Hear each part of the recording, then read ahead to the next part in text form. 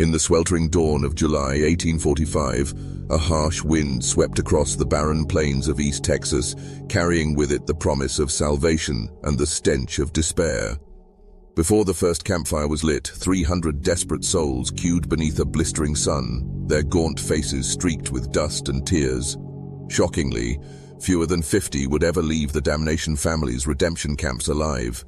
Tonight, we reveal what really happened when faith became a weapon and salvation demanded a price no mortal should pay. Before we continue, I want to warn you that this channel isn't for everyone, only for the bravest souls who dare to uncover the darkest chapters of history. Are you brave enough to join our community of true mystery seekers? Let's find out together. Share the strangest experience of your life in the comments below. In those early days, the three Damnation brothers, Elias, Micah, and Jonas, rode west from the Mississippi, driven by visions of blood-washed purity. They selected a stretch of cracked red earth where mesquite scrub clawed at the sky and erected a makeshift chapel from rough-hewn pine planks. A single iron lantern swung beneath a gabled roof, casting dancing shadows over rows of hastily assembled benches. By midday, weary families, gaunt and hollow-eyed, packed the benches, clutching tattered hymnals salvaged from abandoned churches. Elias stood upon a splintered pulpit, his lean frame silhouetted against the blaze of noon. His voice rolled across the camp with thunderous certainty as he promised remission for every sin, if they paid the price. As the ritual began, Micah and Jonas moved among the penitents, offering small silver chalices of murky water. The brothers' sermons grew more fervent with each passing hour, and under Elias's command, selected voices were guided to wooden platforms at the camp's fringe. There, in a chilling display, meant to mirror Christ's suffering, ritual scourging commenced. The rasp of leather belts against pale skin mingled with fervent prayers, and before nightfall, a dozen bodies lay still beneath the warm Texas sky. Some died of shock, others slipped into fevered hells from which they never returned. By the candle's dying glow, whispers curled through the camp like smoke. Footprints led away from the chapel, trailing into mesquite thickets. A solitary survivor, eyes wide and tongue coated in blood, muttered of a baptism of fire rather than water. As dawn approached, the ground around the pulpit was slick with more than dew, an unholy offering that tainted the promise of salvation. Unbeknownst to the settlers, this was but Act 1 in a tragedy destined to stain the frontier for decades. Dark clouds massed over the Texas plains by mid-afternoon, their roiling bellies crackling with distant thunder as if heralding a divine judgment. Beneath this sundering sky, hundreds of emaciated settlers clustered around the Damnation family's chapel, their gaunt faces upturned, eyes hollow with hunger and hope. Elias Damnation emerged onto the raised platform, his lean silhouette outlined against the brooding heavens. He wore a threadbare coat that flapped like wings in the rising gale, and his crimson cravat gleamed in the shifting light. With a voice as resonant as church bells and as cold as steel, he began to speak. "Brothers and sisters," Elias's tone rose above the wind's moan, "you stand on the threshold of resurrection. Through sacrifice comes salvation, and through faith you shall be reborn." His words wrapped around the crowd like a warm cloak, chasing away the chill of starvation and sleepless nights. He paused, letting the thunder punctuate his promise. "Here, under God's gaze, we will wash away the stains of our sins. But first, you must surrender what you hold most dear." As Elias preached, Micah and Jonas prowled the pews on either side, offering tin cups of tainted water and handfuls of dry cornbread. Many settlers sank to their knees, drinking gratefully, unaware of the faint bitter tang that clung to their tongues. A crack of lightning tore across the sky, illuminating the camp in ghostly white, and for a moment the assembled penitents saw the preacher's faces transformed, hollowed eyes glinting with supreme authority. Micah's velvet tones slithered through the crowd. "Our Lord demands a tithe of blood to prove your devotion," he whispered to a shivering widow clutching her child. "Give this offering freely, and he will shield you from suffering yet to come." Jonas, whose broad shoulders bore a panoply of scars, encouraged the men to step forward and brand their flesh with crude chisels, marking themselves as chosen. Each cut drew a gasp, Each drop of blood drew a murmur of blessing. The sky darkened further, and the thunder's roar became a drumbeat driving the sermon onward. Elias raised his arms, fingers splayed like crucifixion nails. "Let the storm be our witness," he intoned. "Let every bolt that screams across the heavens seal your covenant with God." The gathered faithful erupted into frenzied hymns, voices straining against the gale, each note a plea for mercy that twisted into something urgent and savage. But amid the fervor, some penitents exchanged uneasy glances. The widow whose child whimpered in her arms saw Jonas carve crosses into the wrists of a neighboring man until crimson rivulets ran down his sleeves. A youth collapsed as Elias promised deliverance, his blood pooling in the dust as the preacher's smile never wavered. Unseen by the crowd, a slender girl slipped from her seat, stumbling toward the mesquite scrub, her eyes glassy with fear. Under the thunderous sky, faith mutated into a weapon. And when the final bolt of lightning struck the chapel's iron lantern, plunging the congregation into darkness, a single scream cleaved the night, and Jonathan, a devout farmer, vanished without a trace. The lantern's glow quivered against rough-hewn pine boards, casting long, wavering shadows down the salt-stained corridors of the Damnation camp. Each plank bore a ghostly white crust where penitents' feet had scuffed in haste or agony, leaving trails like frozen tears. A hush settled over these passageways as dusk bled into night, broken only by the distant drip of water and the soft creak of floorboards under unseen weight. By the second week of the camp's operation, murmurs of disappearance began to thread through the tents and cabins. At first, it was old Marta, the herbalist, whose faded hymnal was found abandoned near the chapel door. Then came Carlos, a soft-spoken farmhand who vanished mid-prayer, leaving his boots neatly lined along the corridor's edge. Those who ventured to search returned with hollow eyes, recounting half-glimpsed figures receding around corners or stumbling into the darkness, never to be found. Elias and Micah dismissed the rumors with booming assurances of divine purpose, yet each morning revealed fresh salt stains where footprints had disappeared beneath loose floorboards. Workers replaced planks hastily, but the stains reappeared as if the earth itself exhaled a warning. Jonas patrolled the hallways at night, lantern in hand, his broad frame blocking the pale light as he refused to admit that fear had taken root in his own heart. On one moonless night, a group of penitents whispered in the corridor's far end about a hollow just beneath the chapel floor, a secret burial pit that swallowed bodies whole. A trembling servant girl named Ruth swore she heard the sound of scraping bone at midnight and caught a glimpse of skeletal fingers pushing against a loose board. When she pressed her ear to the wood, a hollow groan echoed from below, followed by a distant chant that did not belong to any of the brothers. Testimony from a lone survivor, recorded in a secret memorandum smuggled out to a sympathetic local sheriff, described torches lining a hidden staircase beneath the main corridor. The damned were herded down into a vaulted chamber where fresh graves waited like hungry mouths. Each victim's name was carved into rough stones before the boards were nailed back into place, sealing both corpse and confession beneath layers of rotting timber. Despite MPs dispatched to investigate, no official record of unmarked graves surfaced, and the camp's reputation remained sanctified by sermons formalized in church newsletters. Yet at every council meeting in nearby Caldwell, whispers persisted that the camp's true ledger was written in salt and bone. Are you still with us, brave souls, or has the weight of these dark corridors claimed your courage? As the moon dipped below the horizon, a final silence fell. In the cold sliver of pre-dawn light, figures watched from the end of the hallway, shadowy shapes that seemed too many, yet never moved. Then, with a soft crack, one of the boards behind them shifted, and a single pale hand slipped around the edge. Flickering beeswax candles lined the narrow interior of the wooden chapel, their trembling flames casting a dance of shadows that clung to rough-hewn walls like silent witnesses. The air was thick with incense, dried sage, juniper berries, and a pungent herbal tincture brewed by Marta's old recipes, its smoke curling upward in ghostly tendrils toward a hand-carved crucifix. Penitents knelt in rows on splintered floorboards, their voices trembling in rhythmic chant as they awaited the dawn of purification. Elias Damnations stood at the altar's edge, his lean form illuminated by candlelight that turned his pale skin an otherworldly hue. Clad in a crimson stole, he raised a silver chalice filled with a murky, blood-tinged potion. "Drink, and all your guilt shall drain away," he intoned, his voice echoing off the rafters.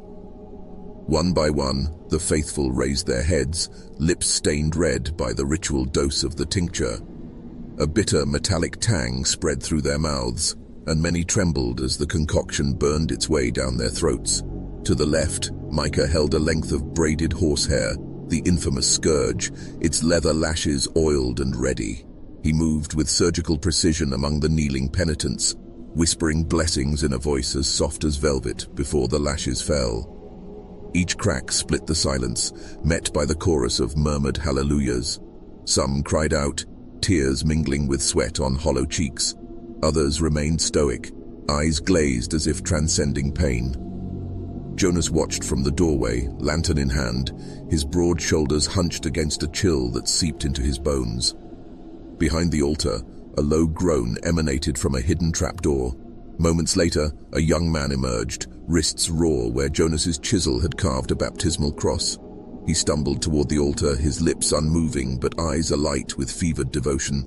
Elias presided over the scene with hawk, like calm, dipping a linen cloth into a basin of salt water before pressing it to each freshly scourged wound. Faint sizzles rose where blood met salt, and the air crackled with unspoken dread. "Behold," Elias proclaimed, "the healing power of suffering." As the ritual advanced, the chapel's thick pine boards inhaled the scent of spilled blood and tincture, saturating the space with an almost electric tension. Outside, the wind moaned through slats, and the distant tumble of thunder hinted at an approaching storm. Archival tributes later described this spectacle as a sacred purification, yet survivor accounts, whispered in hidden basements long after camps closed, spoke of convulsions, fevers that seized the body whole, and prayers that twisted into delirium. Directly addressing our truest mystery seekers, can you still bear this weight? The next moment snapped the crowd to rigid attention. Jonas's lantern slipped from his grasp, shattering on the floor, flames guttered, and in that sudden darkness a piercing scream erupted from behind the altar. When the candles were relit, the young man lay collapsed, eyes wide and unseeing, his chest heaving with silent sobs. Yet beneath him, on the wooden planks, lay a small, carved bone, a child's crucifix, not yet painted, its surface smeared with fresh blood. An abrupt crack of thunder shook the chapel's beams. Outside, lightning revealed a silhouette at the stained glass window, one of the missing penitents, her face twisted in silent accusation.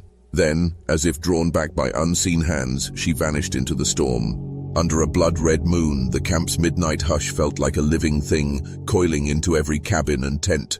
The wind's lament carried the scent of damp earth and fear, slipping through gaping windows where tattered curtains danced like specters. Within the communal dormitory, rows of cots lay neatly arranged, their thin mattresses ghost-quiet under the suffocating canopy of darkness. One by one, the faithful drifted into restless sleep, lulled by the memory of Elias's promises, yet sleep brought no solace. At the stroke of midnight, wooden floors groaned as a figure slipped through the aisle, leaving no sound save for the soft thud of bare feet on aged planks. A solitary lantern cast a fading glow, revealing empty cots and overturned buckets. A mother, nestled near the window, awoke to find her child's cot vacant. Footprints, bare and small, led from the doorway into the dense mesquite scrub beyond the camp's borders. Panic unfurled like a living thing. Fathers, clutching rusted lanterns, descended into the gathering gloom, calling names that dissolved into the night. Mothers trembled, shaking from fevered prayers as they scoured every tent. Yet when they stepped outside, the footprints vanished at the edge of a narrow path, swallowed by shadows thicker than any darkness within the cabins. By morning, 3 penitents were missing and 2 more lay collapsed in fevers so fierce their skins seemed to glow red under the morning sun. Jonas oversaw the sick with clinical detachment, his broad hand steady as he administered laudanum-laced broths. "Rest that your sins may leave you," he intoned, though his voice carried the hollow ring of a man reciting a litany, not a blessing. The camp's corridors became a labyrinth of whispered accusations and haunted glances. Rumors spread of midnight confessions in empty cabins where scribbled vows of loyalty were found smeared in clay. A note, penned in trembling script, warned of a final trial. Break your bond or vanish with the rest. Most villagers dismissed it as hysteria, but the unease was palpable. In the twilight haze, a small search party ventured beyond the camp gates. Lanterns bobbed through prickly pear and mesquite until they reached a clearing where a circle of stones lay half-buried. At its center, the 3 missing cots rested like demented altars, their mattresses stained and shredded. No bodies lay within, only shattered fragments of what once was faith. When the searchers returned, they found Elias standing by the chapel door, eyes lifted to the blood moon. A silent congregation formed around him as he lifted one finger to his lips, as though the night itself demanded secrecy. "Do not fear," he whispered, voice carrying oddly in the still air. "For those who truly belong to God will never truly leave us." He paused, and for the briefest moment, his gaze flicked to the scrub where the missing penitents had vanished.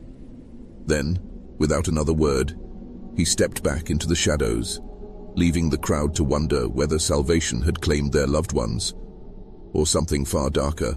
Under a moon hung like a copper coin, 5 trembling souls gathered beneath ancient oaks at the camp's fringe, their whispers swirling like restless spirits. The trees' gnarled limbs arched overhead, silhouetted against a sky bruised in black and red.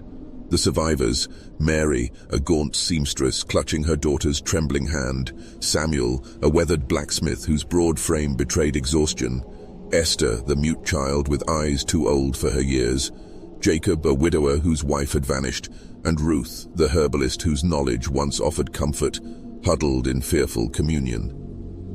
"We cannot stay here," Samuel rasped, his voice a ragged testament to lost nights of vigil. Each exhale revealed jagged breaths like shards of ice.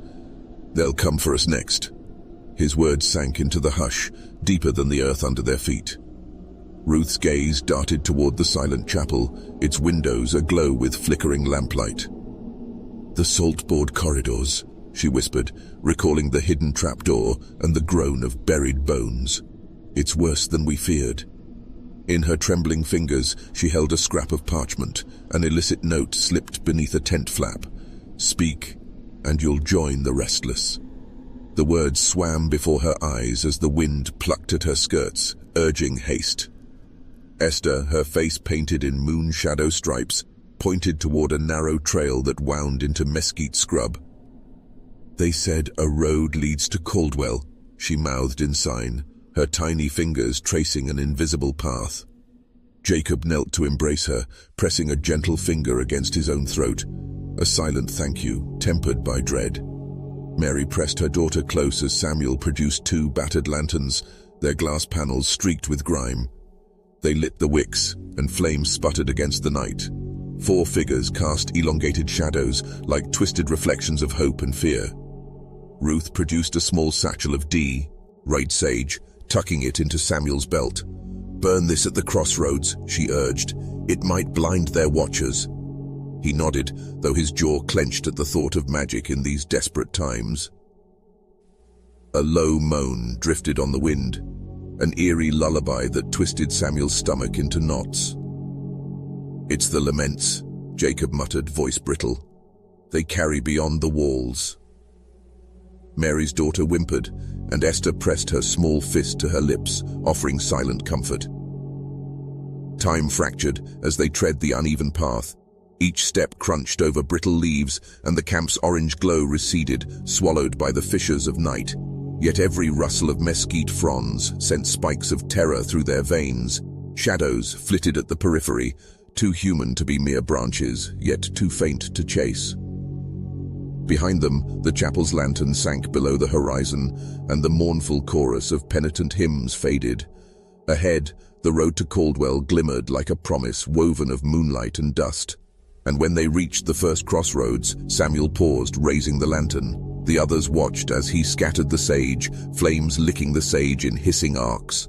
For a moment, the air quivered, and the forest fell silent. Then, a distant scream unraveled the night, piercing their resolve. Something in its raw desperation turned courage to ice.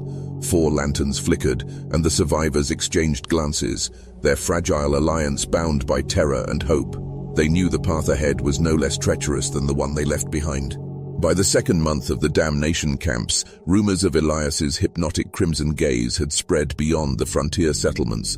Descriptions of his eyes varied. Some called them rubies caught in lamplight. Others whispered they shone with the glow of embers. But each account agreed on one thing. Under that gaze, resistance withered like dry grass before a prairie fire. One storm-lashed evening, dozens of penitents pressed into the cramped courtyard before the wooden chapel, eager for a sermon that promised deliverance from their darkest regrets. Grey clouds churned overhead, while stray bolts of lightning illuminated the swirling dust at their feet. Elias ascended the steps, his slender silhouette framed by the chapel's battered doors. He wore a coat as black as sin, and a scarlet cravat knotted at his throat. Lightning flickered, revealing his eyes, 2 glowing garnets set in alabaster skin. With a voice as smooth as velvet and as commanding as a drumbeat, Elias began. "Tonight, we confront the sins you thought buried. Tonight, we unearth the darkness within." The crowd leaned in, drawn by the resonance that seemed to vibrate through the air. Even the thunder paused. Micah and Jonas stood behind, motionless sentinels enshrouded in the chapel's shadow. In Elias's hand, a carved bone staff pulsed with candlelit reflection. He raised it like a conductor's baton. "Repeat after me," he intoned, and the faithful echoed his solemn words. Under the storm's cadence, each syllable soothed their souls, binding them together.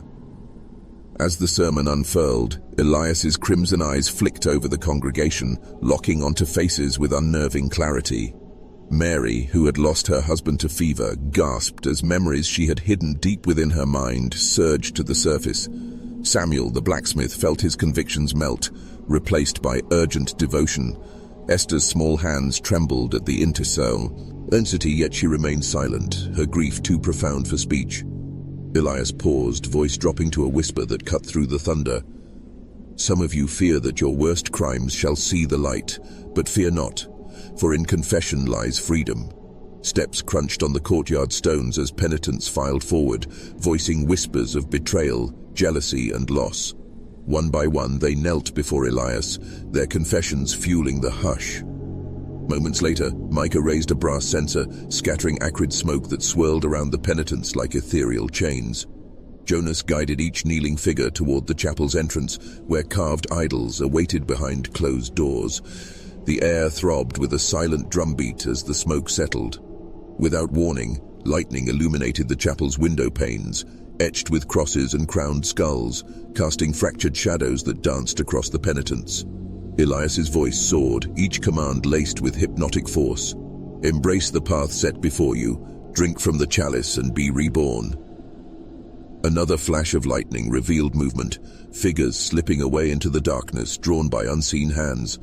Among them, Jacob stumbled back, eyes alight with terror after confessing a sin he did not commit.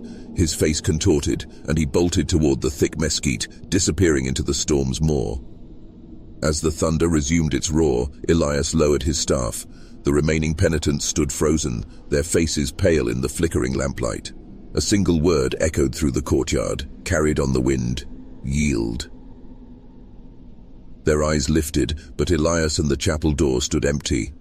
Only the scent of incense and the echo of velvet words lingered, as if the preachers had melted into the night, leaving the faithful entranced and alone. As summer waned, the camp's shelves stood cruelly bare, save for a few loaves of mold-speckled cornmeal and tin cups of diluted broth. The red Texas sun bore down on the penitents with unrelenting fury, and their gaunt forms moved like specters across the barren courtyard. Hunger's grip tightened around their bellies, turning prayers into pleas and faith into brittle shards.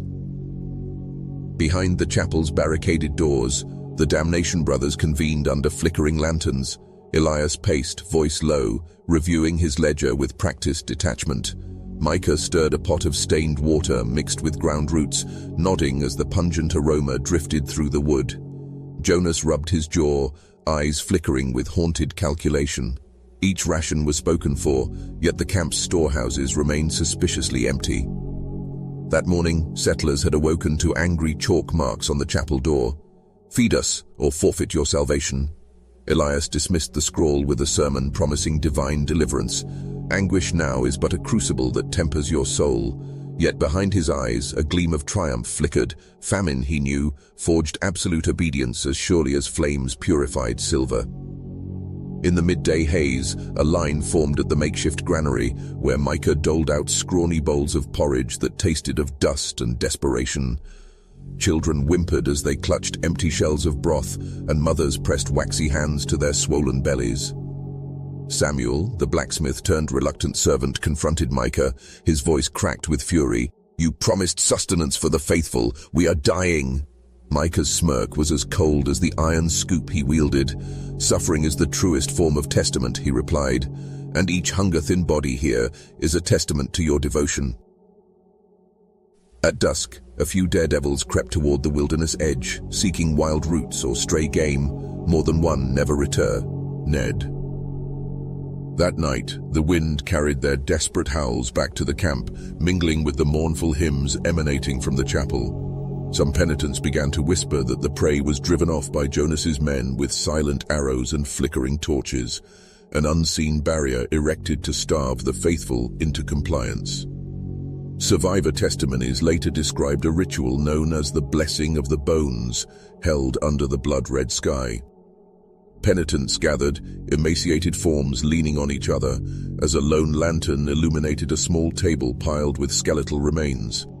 Elias placed a delicate silver bowl atop the pile. "Drink and be filled with God's grace," he exhorted. The faithful, their faces hollow, dipped trembling hands into the dust, pressing it to their tongues. The crunch echoed like breaking bones, and tears streamed down emaciated cheeks as they choked on salvation. That ritual sparked a profound break among the faithful. Some saw it as transcendence, others recoiled in horror. Mary, her eyes sunken but clear, marched to the chapel door with Samuel, demanding food. They found the brothers gone, their quarters empty, save for a single parchment. "Your hunger bids you seek beyond these walls." Beneath the note lay the final ration, a loaf half its size, scorched at the edges, still warm. Outside, the blood-red sky pulsed with the promise of another dawn, and as the brothers watched from the chapel's belfry, their silhouettes framed by the wreckage of faith, they knew the true famine had just begun. Within the oppressive hush of the chapel, a row of confessionals stood like silent sentinels, their ornate wooden doors carved with twisting vines and crowned skull motifs. Flickering candles on narrow sconces cast wavering shadows that pooled in the confessional's recesses, transforming holy alcoves into lairs of lurking dread. The air smelled of frankincense and rotting pine, a paradox that gnawed at both heart and mind. Penitents approached one by one, kneeling on splintered benches as they murmured sins into the booth's musty darkness. Yet what they did not know was that each confessional hid more than a priest's ear. Behind the carved panels lay compartments where Jonas stashed ledgers of hushed transactions, payments exacted in silver and blood. The confessions financed the camp's true agenda, covert raids on neighboring homesteads and shipments of illicit goods hidden in salt barrels. Elias's velvet voice echoed from the pulpit, drifting through the chapel like smoke. "Confess your sins, and they shall be forgiven. Confess your doubts, and you shall find peace." But whether forgiveness or further torment awaited was unclear. Some penitents emerged pale-faced, clutching folded parchments, secret pledges of loyalty that bound them to the brothers' will. Others stumbled back, clutching the edges of the booth, eyes wild as though the confessional itself had whispered new commandments. A leather pouch passed through a hidden slot, its weight thudding faintly as it hit the floorboards. Jonas retrieved it, counting coins and tearing off ribbons of fabric salvaged from pilgrims' garments. Each thread signified a vow, and each promise brought another step in the brothers' sinister network. Testimonies smuggled north spoke of a traveler who peeked through the grill at the confessional's center. He saw Micah's silhouette, face twisted in a grin that did not belong to him, and whispering unheard words to the penitent on the other side. The traveler pressed closer, hearing a soft click as a hidden door slid open behind Micah. In a back chamber, shackled figures, once loyal petitioners, cowered beneath the flicker of a single candle, their confessions used as currency in a grotesque market of souls. When the traveler raised his head, Micah stood before him, eyes as cold as iron. The confessionals groaned, and the chapel doors banged open to reveal Jonas, lantern raised, flames casting monstrous shadows behind him. The traveler fled into the night, but not before hearing the brothers' parting words echo across the nave. "Your secrets are our key." Outside, the wind carried the distant toll of the chapel bell, an ominous summons that blended confessions and decrees into a single, unholy resonance. And as the moon slipped behind a scarlet cloud, each penitent questioned whether their sins were washed away or traded in for a far darker transaction. Under a ghostly silver moon, Dr. Thomas Reed trudged through mesquite scrub toward the clearing whispered about in tight-lipped taverns. His lantern cast wavering light on scuffed earth, revealing half-buried stones and disturbed soil.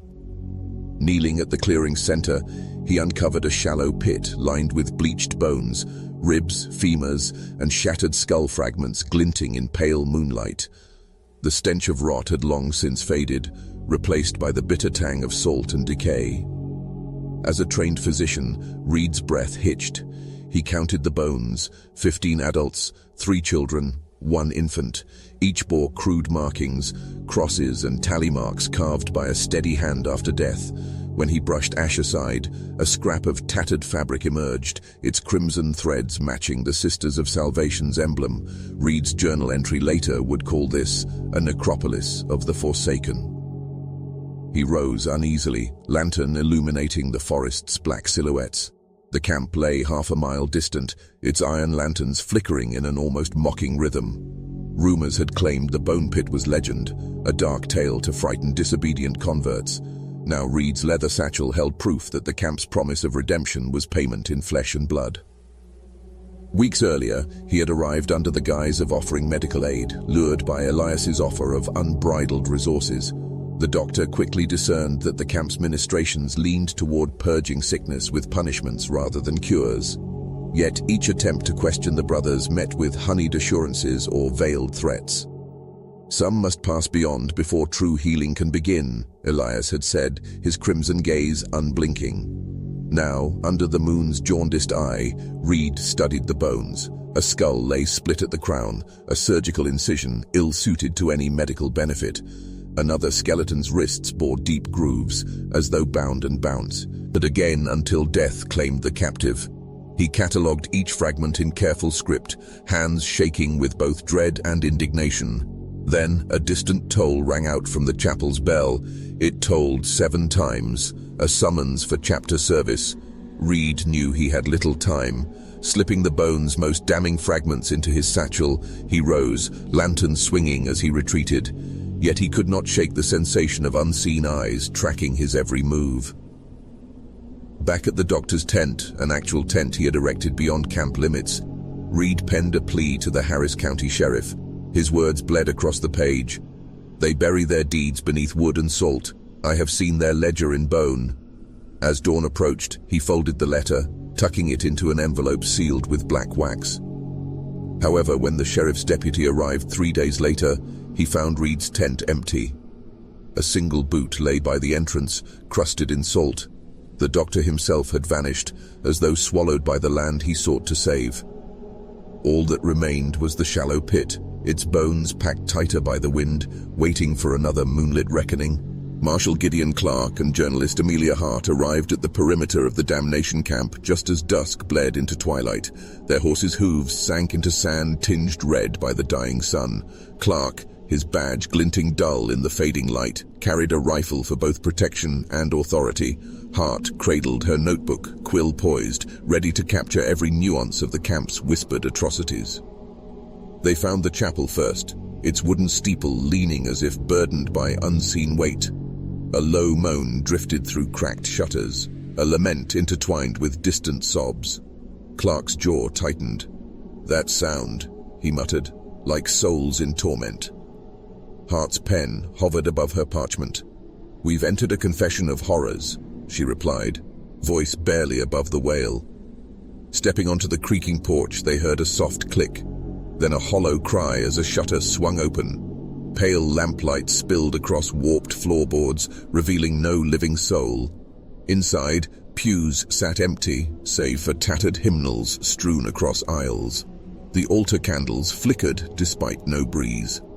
Hart approached a lectern, wiping ash from its surface to reveal the charred outline of a skull. Clark's rifle trained on the shadows. "Stay close," he ordered.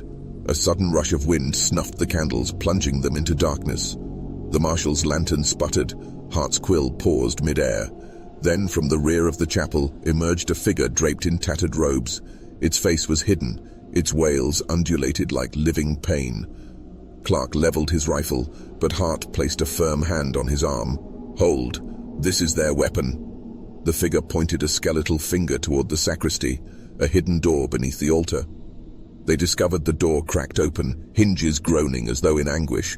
Hart's lantern revealed an arched staircase spiraling downward into blackness. With each step, the wails grew louder, echoing of stone walls, slick with moisture. Clark loaded his rifle. Hart clutched her notebook as though it were a lifeline. At the staircase's base, they found a vaulted chamber lit by phosphorescent fungus. Shelves lined one wall, holding jars of tinctures and vials labeled with penitents' names and date of demise. Bones lay arranged on iron tables, and the stench of formaldehyde mingled with decay. Hart's quivering voice caught every detail. "Dr. Reed's missing satchel. Here." Clark lifted it, revealing pages of Reed's journal, its final entry still wet with ink. Then, a whisper, a single word: "Leave." They spun, but the chamber was empty, save for shadows that twisted like living things. Up above, the chapel doors slammed shut, and the wails crescendoed into a banshee's scream. Clark and Hart raced up the steps, but the door refused to budge. Flames flickered in the fungus-lit chamber, casting grotesque silhouettes on wet stone. Desperation clawed at them. Hart's lantern guttered, and Clark slammed his shoulder against the door. It shrieked open, spilling them back into the chapel's nave. They bolted for daylight, ignoring the echoing screams behind them. Outside, the camp lay silent, the wails drowned by the desert wind. Clark mounted his horse, journal clutched to Hart's side. "We have proof," she said, voice trembling. But as they galloped away, the faint outline of a red-eyed silhouette watched from the chapel window. Neither marshal nor journalist looked back. In the hollow hush following the marshal's retreat, rumors circulated of a hidden ledger, an infernal account book beyond any church record. One moonless night, Jonas returned to the chapel's study, its walls lined with dusty crates of tithes and offerings. He pried loose a blood-stained plank beneath the rotting floorboards and withdrew a heavy volume bound in cracked leather. Candlelight flickered across the cover's embossed glyphs, a skull entwined with thorns. By dawn, the ledger lay open on a splintered desk, each page a ledger of dread. Columns of names appeared alongside figures in silver and tally marks of lives extinguished. Samuel Brown, 3 lives, 12 hardbounds, 50 sentences. Emilia Reyes, discharged, unrecorded. John Carver, 7 lives, cash. Beneath each entry, dates and initials sprawled in scrawled haste. ED, MD, JD, the brothers' cryptic signatures. Shards of bone, dusted with salt, lay trapped between the pages. Later that week, a traveling deacon named Amos Frayne arrived under the pretense of delivering communion wafers. His eyes, rimmed with guilt, drifted toward the desk where Elias had scattered sermon notes. While Elias preached, Amos slipped into the study and committed each entry to memory. He traced his finger along the names: neighbors, friends, strangers whose families whispered of vanishings. His heart quivered as he recognized his own parishioners among the damned. Under the guise of midnight confession, Amos stole the ledger, replacing it with a counterfeit volume padded with blank parchment. He fled into the desert night, ledger clutched like a beaten heart. At Caldwell's Frontier Church, Amos summoned a small council of officials: Sheriff McCarty, Judge Whitcomb, and the weary doctor's widow, Elizabeth Reed. By lantern light, he revealed the ledger's pages, each entry confirming systematic terror, payments for disappearances, bribes to militia captains, silenced investigators, and sums marked SB. Sacrifice by blood. As the council pored over the ledger, suspicion turned to horror. Elizabeth recognized her husband's entry. Dr. Reed, evidence withheld, 0.0 ED. A blank line that hinted at his fate. Sheriff McCarty found his own name beside a sum labeled complicity fee, each dollar drawn from county coffers to safeguard the camp's crimes. Judge Whitcomb's eyes glimmered with betrayal as his signature emerged under a list marked legal oversight. Directly addressing you, our bravest mystery seekers, can you imagine the weight of these sins recorded in ink and coin? The ledger's margins scrawled promises of silence. No whisper of crime leaves these pages. No soul escapes its mark. In the flicker of candlelight, Amos folded the ledger and sealed it with black wax, binding the council to a secret that could unmake them all. But as dawn crept over Caldwell, a final twist revealed itself. Within the ledger's last entry lay no name, only a tally, one life, unpaid. Below it, a date 1 week hence and the initials AF, account future. Amos's blood ran cold. The price of confession, it seemed, would soon be due in full. Night fell like a suffocating shroud over the remnants of the Damnation camp. Lanterns flickered in haphazard procession down the main aisle of the chapel, casting wavering pools of pale light that trembled against soot-blackened walls. Inside, surviving penitents huddled in ragged clusters on broken pews, their hollow cheeks pressed against splintered wood. Fear and fever blurred their senses, every cough echoed as a death knell. Esther lay on the floor beneath one lantern, eyelids fluttering as fever dreams warped her mind. She convulsed softly, clutching a rag wrapped around her wrist, where Jonas's chisel had carved the baptismal cross. Nearby, Mary rocked her daughter, murmuring fragments of hymnals as if to ward off the demons that whispered from the corners. Each note stumbled, fractured by memory and terror. Samuel paced beneath the pulpit, hands clenched so tightly his nails bit into his palms. He glared at the altar's shadow, convinced Elias's severed promises lurked behind every carved skull. At intervals he would pause, head bowed, listening to a chant that only he could hear, a litany of demands, confess, repent, obey, looping in his mind like a broken record. When the lamplight swayed, he swore the shadows moved with malice, stretching long fingers toward the kneeling faithful. Away from the main congregation, Jacob and Ruth crept toward the sacristy door. The hinges wept rust, and each groan drove their hearts into their throats. Jacob's lantern cast a feeble circle of light, illuminating jars of tincture and clay tablets inscribed with penitents' names. He picked one up, tracing the raised letters with a trembling finger. Ruth's eyes darted to the damp floor, where footprints led to a trapdoor. "They're summoning them," she whispered. Again. A sudden clatter shattered the hush. Esther's body convulsed violently, knocking over the lantern above her. The flames roared, sending shadows dancing like frantic beasts. Panic erupted. Mary screamed, gathering her daughter into her arms. Samuel lunged for the chapel door, tripping over fallen hymnals. In the chaos, Jacob and Ruth seized their chance. They pried open the trapdoor, revealing a ladder descending into an inky void. Above, the chant swelled, an unholy crescendo that rattled the rafters. The ground seemed to pulse beneath thunderous footsteps, as if the camp itself were alive with wrath. Samuel re-entered the chapel, eyes ablaze with desperation. "This is the final rite," he roared. "They'll baptize us in terror." Mary stumbled toward the ladder, child clinging to her skirt. Ruth followed, Jacob bringing up the rear. With each rung they descended, the chant grew louder, more urgent, until they reached a vaulted chamber lit by a single swinging lantern. Dozens of emaciated forms knelt in a circle, heads bowed. At its center, a basin of murky water glowed like blood under the lantern's sickly light. And there, standing over the basin, their silhouettes sharp against the tunnel's curve, waited three figures whose faces Rebecca could not see, yet recognized in every heart. The sweltering summer sun beat down on Caldwell's dusty courthouse plaza as townsfolk gathered, murmuring like restless spirits. Inside, wooden benches bore the weight of survivors, journalists, and curious onlookers. The air within the courtroom was thick with heat and anticipation, motes of dust dancing in shafts of light that slanted through grimy windows. Judge Whitcomb, his robes stained with sweat and unease, presided over the most sensational case in Texas frontier history, the trial of Elias, Micah, and Jonas Damnation. At 11 o'clock, the marshal's trumpet blared, and the two brothers were led in on leather-bound ropes.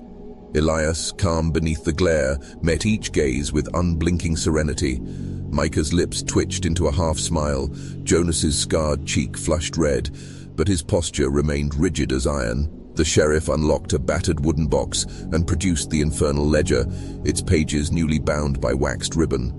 A hush rippled through the courtroom. Prosecutor Amelia Hart rose, her voice steady even as she recounted the ledger's entries.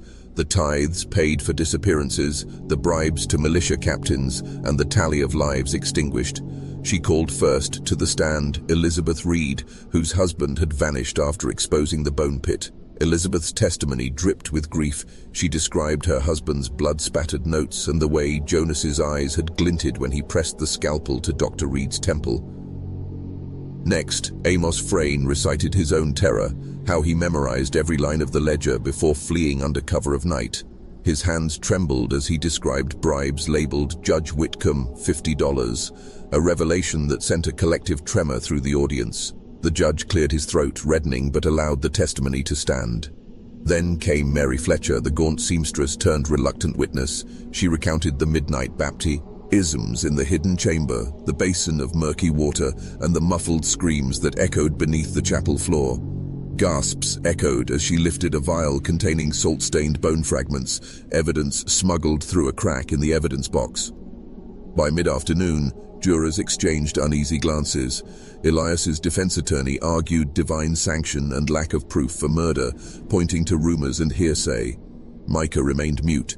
Jonas insisted his actions had saved souls from eternal damnation. Yet when the final plea echoed through the rafters, justice for the lost, the congregation of survivors rose as one, chanting the names of the disappeared.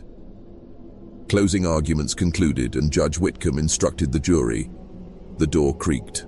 Outside, a gust of wind rattled the shutters. Inside, each juror's face bore the haunted sheen of one who had watched too many shadows. At the verdict's delivery, silence fell like a guillotine. The foreman's voice cracked. Guilty on all counts. A cry of triumph rippled through the courtroom. But before the brothers could be shackled anew, the ground trembled as if the very earth protested. Judge Whitcomb's gavel hovered mid-air, then slid from his hand, striking the bench with a hollow thud. Moments later, the cell door swung open. The guards had collapsed, their flesh pale, lips stained by something dark. Only empty ropes remained. Elias, Micah, and Jonas had vanished, leaving behind only the echo of their conviction, and a warning scrawled on the judge's desk in blood. Judgment is never final. Decades had passed since the last ember of the damnation camp's lantern flickered out, yet the ruins sprawled across the scrubland like a half-forgotten nightmare. In the summer of 1903, 22 years after the camp's abrupt disappearance, a lone traveler named Abigail Moore arrived at dawn, her wide-brimmed bonnet casting a shadow over determined eyes. She paused where the cracked dirt path met the skeletal remains of wooden cabins. Their timbers lay haphazard, mottled with lichen and scorched by countless suns. Faded sermons, once hammered into planks, still whispered in chipped letters, "Cleanse your sins, yield to salvation," the words warping beneath the relentless Texas heat. Abigail's heart pounded as she traced her fingers over a weathered beam, recalling stories passed down in hushed tones, children sold into bondage, mothers who vanished at midnight, sermons that ended in blood. She carried with her a folded scrap of parchment, an account of the final rite, penned by a child's hand. The paper crackled as she opened it, revealing a tremulous plea. "They listen when you call. Tonight, they will answer." Sunlight slanted through the broken rafters, illuminating rusted nails jutting like bones from each beam. Roof boards sagged beneath the weight of memory, and the earth around the cabins was pocked with depressions, unmarked graves too shallow to fully conceal their horrors. Abigail knelt beside one hollow, fingertips brushing damp earth where salt still clung to disintegrating bark. A faint echo tickled at her ears, the distant clang of a lantern swinging in a stale breeze. She rose, dusting her skirts, and crossed to the chapel's ruin. Only the trusses remained, an empty silhouette carved against an angry sky. A single pew lay askew, its wood splintered. Abigail steeled herself and recited the words from the parchment, "Return to us, O voices of the damned." The wind trembled, and for an instant she could have sworn the air shivered with response. As dusk bled into twilight, Abigail built a small fire amid the rubble. She placed a lone lantern atop a broken altar stone and lit it, the glass pane crackling. Then she waited. The hush deepened until her breath sounded like thunder. From the south, a whisper slithered through the broken walls. "Sister, brother."